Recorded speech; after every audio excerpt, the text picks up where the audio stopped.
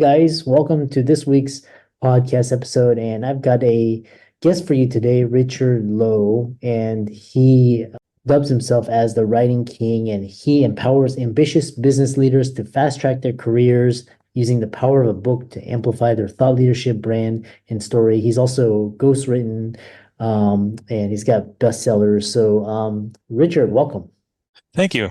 I like being on the podcast. Thank you for inviting me. Yeah.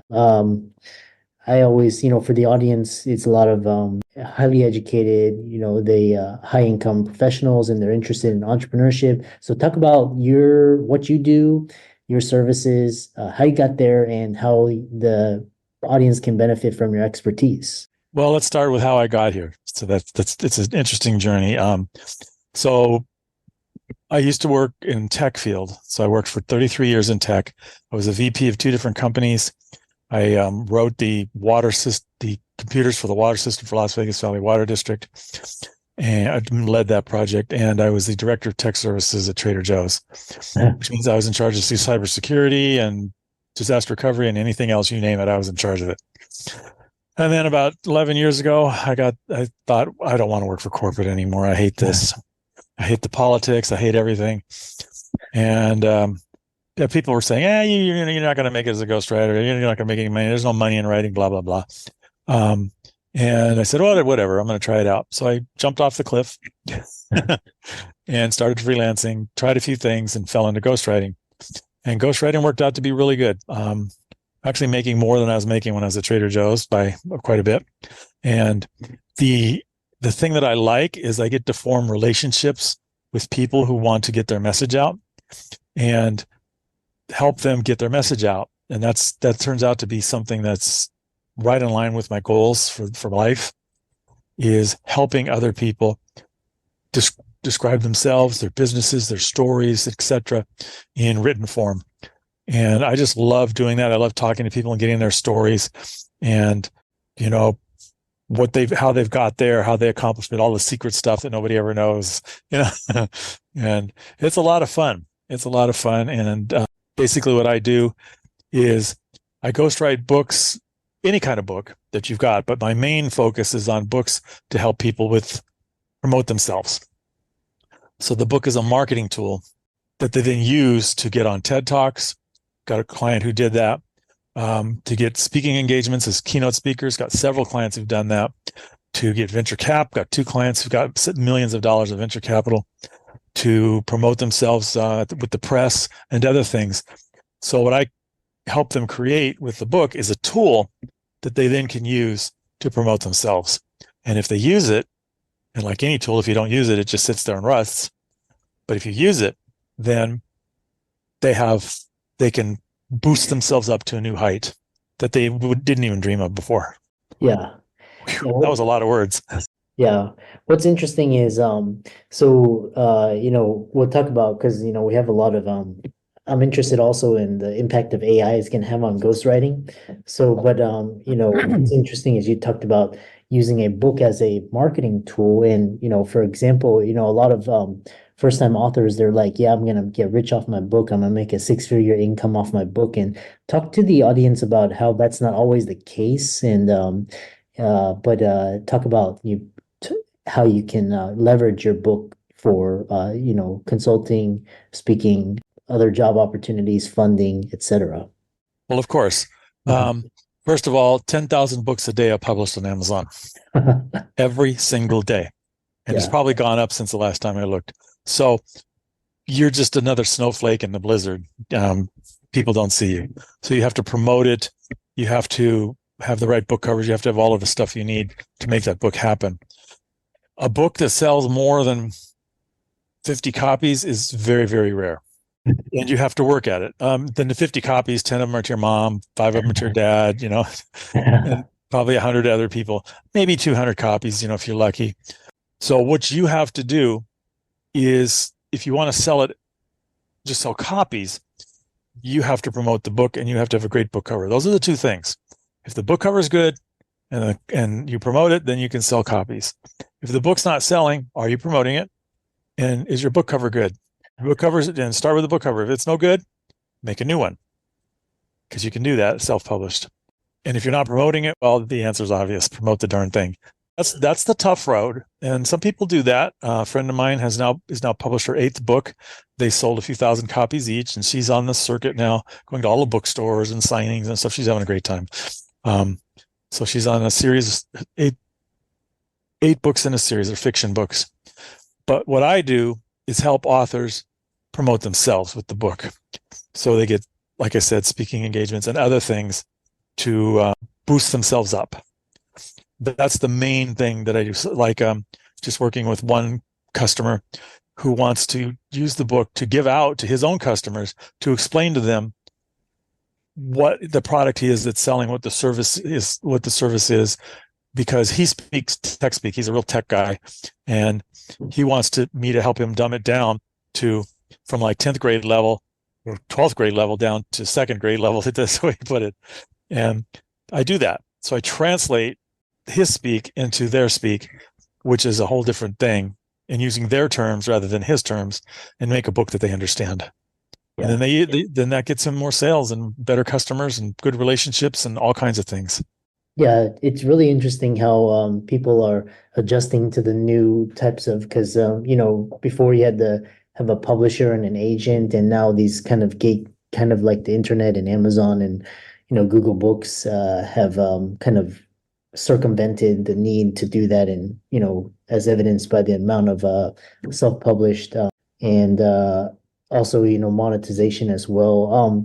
So kind of question for you is so I'm really interested in always the cutting edge. So one part of it is changing consumption habits, and so a lot of I was reading where it's like they're saying blogging, writing, all this stuff is dead because now you've got video and most people are consuming short form video.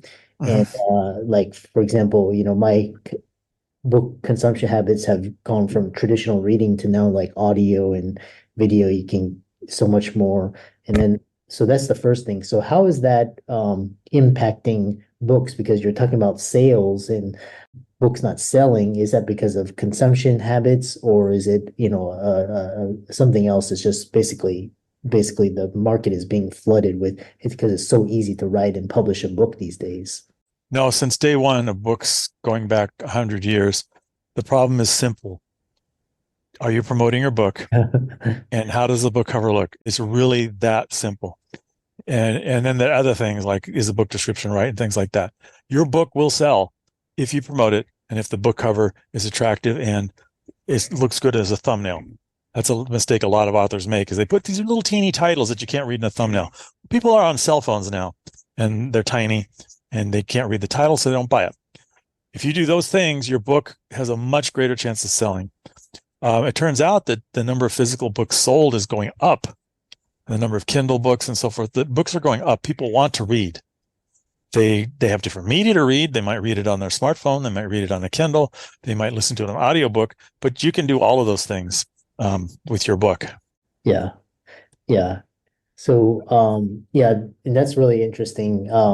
Because then you've got so then the next question I have for you is this idea of with artificial intelligence now, and now ChatGPT can crank out books very quickly.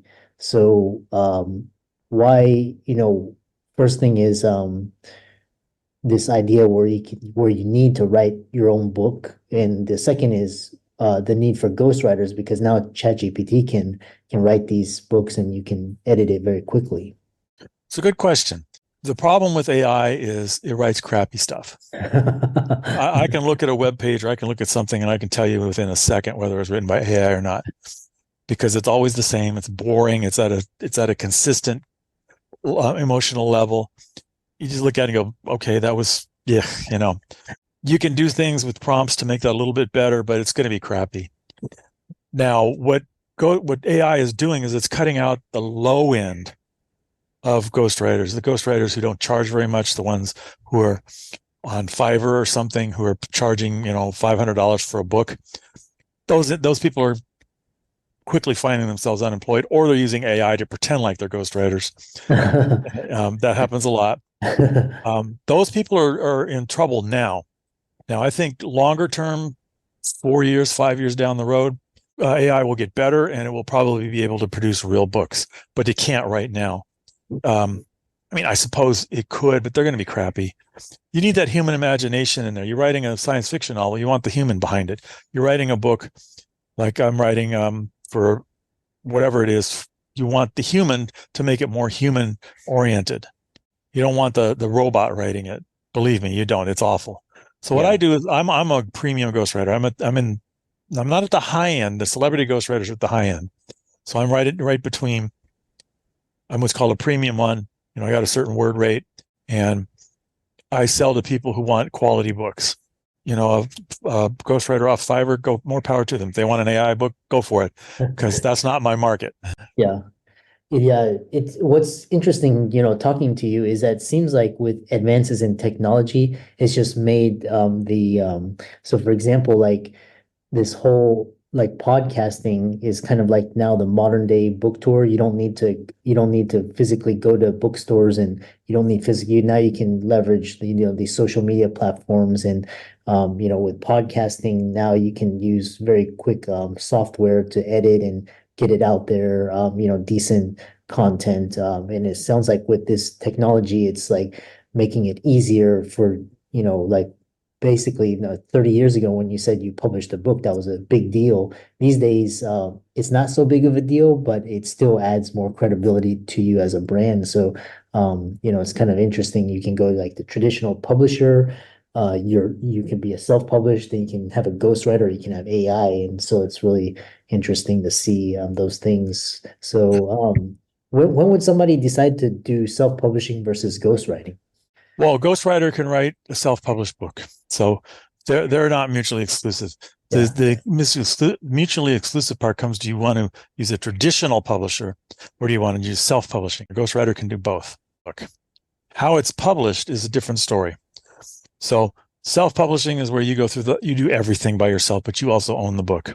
So you have to come up with a cover, you have to edit it, all that kind of stuff. You hire somebody to do it.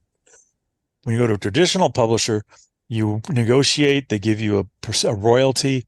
They have certain rights to it, but they also have a distribution arm where it can go into bookstores, libraries, and things like that. You can do all that self-publishing, but you have to do it. So you have to promote to libraries. Promoting to libraries is a different thing than promoting anywhere else. I mean, it's very different. So you're going to that's a full-time job. Promoting at a bookstore is another full-time job. Yeah. So if you want to get copies of books out there in people's hands, you want to go traditional publisher, or you're going to spend far more than you spend on me as a ghostwriter to write it, to promote it. You're going to hire a PR agency and stuff like that. Yeah. AI is just a tool, and it's like any tool. And I don't use it to write, but I use it as a tool to help me write. So I use it to do outlines and to help me research, to keep in mind that it lies a lot.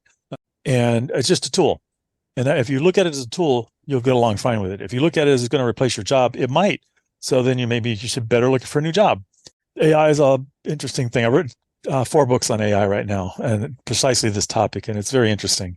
Yeah. And my follow-up question for you is, how much, so for example, like all my books, I own the content, I own the rights, but I actually, I wrote the book myself, but I hired a professional editor to do the covers and, make it look professional. Of course. But now my last book, I cut it down to a month, to get it fit, whereas my first book, it was like 9 months. So, but how much in terms of time savings, as well as cost, would you be better if you were going the self-published route and you did it my way, or do it through a ghostwriter?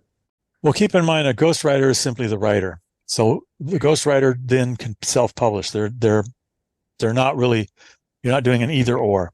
Okay. So you're hiring a ghostwriter to write your book, and then you're going to publish that book somewhere. Okay. So publishing, if you want to do self-publishing traditional, there's something called hybrid, which is where you pay them to publish the book. I wouldn't recommend that. Or traditional publishers.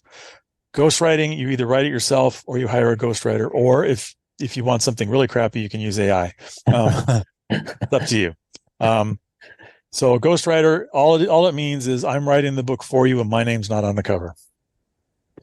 And you are still going to be involved in the research and in the interviews. I still need to get the data from you. You're the knowledge expert.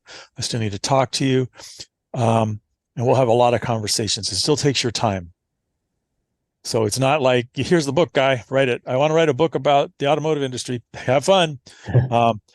You can do that, but the ghostwriter is going to charge you more because now he's doing the research. He's trying to figure all this stuff out. He's interviewing people and you're not involved. So he should be charging you a lot more for that. Yeah.